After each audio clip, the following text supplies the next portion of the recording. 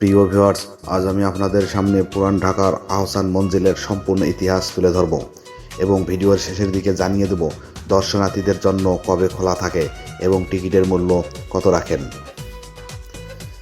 ভিডিওটি দেখতে থাকুন এবং আমাদের চ্যানেলটিকে অবশ্যই সাবস্ক্রাইব করুন, কারণ আমরা ভ্রমণ প্রেমিক ভাই বোনদের জন্য দেশ বিদেশের অনেক পর্যটন এলাকার সম্পূর্ণ বিবরণ তুলে ধরার চেষ্টা করি এবং প্রাচীন ঐতিহ্যের জানা অজানা তত্ত্বগুলো নিয়ে আপনাদের সামনে হাজির হয়ে থাকি। তাই আমাদের চ্যানেলটিকে সাবস্ক্রাইব করে রাখলে আমাদের পরবর্তী ভিডিওগুলো সহজেই দেখতে পারবেন।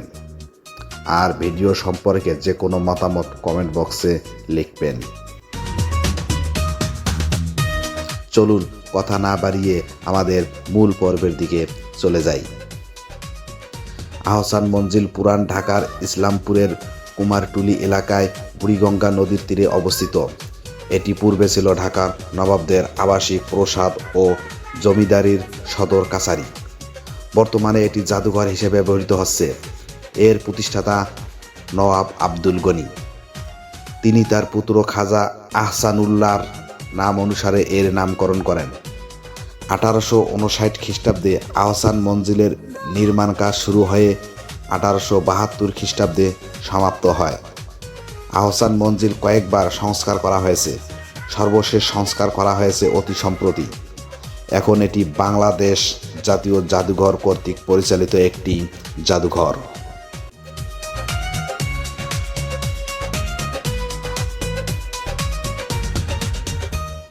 অষ্টাদশ শতাব্দীর মাঝামাঝি সময়ে জামালপুর পরগনার জমিদার শেখ ইনায়েত উল্লাহ আহসান মঞ্জিলের বর্তমান স্থানে রংমহল নামে একটি প্রমোদ ভবন তৈরি করেন। পরবর্তীতে তার পুত্র শেখ মতিউল্লাহ রংমহলটি ফরাসি বণিকদের কাছে বিক্রি করে দেন। বাণিজ্য কুটির হিসেবে এটি দীর্ঘদিন পরিচিত ছিল। এরপরে 1830 খ্রিস্টাব্দে বেগম বাজারে বসবাসকারী নওয়াজ আব্দুল গনির পিতা খাজা আলিমুল্লাহ এটি ক্রয় করে বসবাস শুরু করেন। এই বাসভবনকে কেন্দ্র করে Khwaja Abdul Ghani Martin and company নামক একটি ইউরোপীয় নির্মাণ ও প্রকৌশল প্রতিষ্ঠানকে দিয়ে একটি মাস্টার প্ল্যান তৈরি করান, যার প্রধান ইমারত ছিল আহসান মঞ্জিল। ওই যুগে নবনির্মিত প্রাসাদ ভবনটি রংমহল এবং পুরাতন ভবনটি আনন্দর মহল নামে পরিচিত ছিল।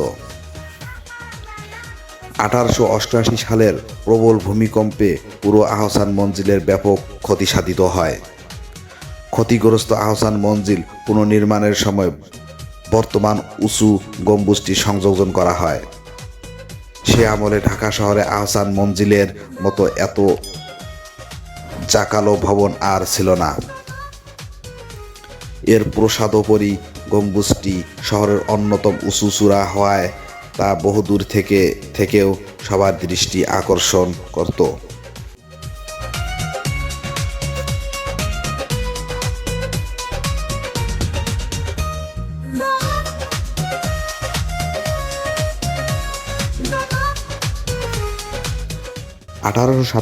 সালে ঢাকায় ভূমিকম্প আঘাত হানলে আহসান মঞ্জিলের ব্যাপক ক্ষয়ক্ষতি হয়। পরবর্তীকালে নবাব আহসানুল্লাহ তা পুনর্নির্মাণ করেন।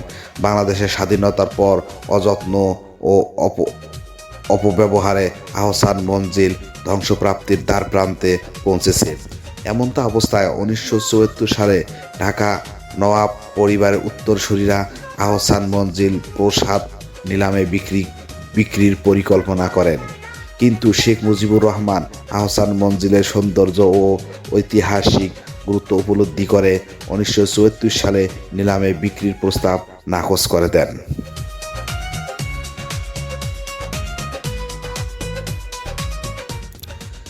আহসান মঞ্জিলের সংস্করণ, সৌন্দর্যবর্ধন ও জাদুঘরে রূপান্তর শীর্ষক প্রকল্পের বাস্তবায়ন আরম্ভ হয় 1986 সালে।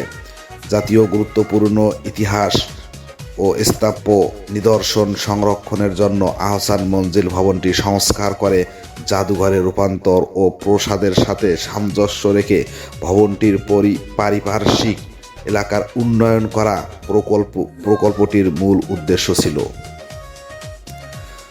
1985 সালে আহসান মঞ্জিল প্রসাদ ও তৎসংলগ্ন চত্বর সরকার অধিগ্রহণ করার মাধ্যমে সেখানে জাদুঘর তৈরির কাজ শুরু হয়।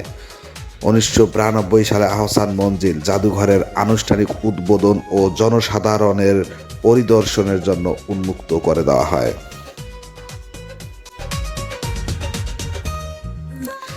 এখানে আহসান মঞ্জিলে ভ্রমণকারীদের জন্য সময়সূচির তালিকা দেওয়া আছে, তবে সাধারণ মানুষের প্রবেশ ফি 20 টাকা, কম বয়সী শিশুদের জন্য 10 টাকা, সার্কভুক্ত দেশের নাগরিকদের জন্য 300 টাকা, অন্যান্য বিদেশি পর্যটকদের জন্য 500 টাকা এবং প্রতিবন্ধীদের জন্য ফ্রি করে দেওয়া হয়েছে। প্রিয় ভিউয়ার্স, আমাদের ভিডিওটি ভালো লাগলে আপনাদের বন্ধুদের মাঝে শেয়ার করবেন, লাইক করবেন। আমি মোহাম্মদ সিদ্দিকুল ইসলাম রতন আজ এখানে বিদায় নিচ্ছি। আগামীতে আবারও দেখা হবে নতুন কোনো জায়গায়। খোদা হাফেজ।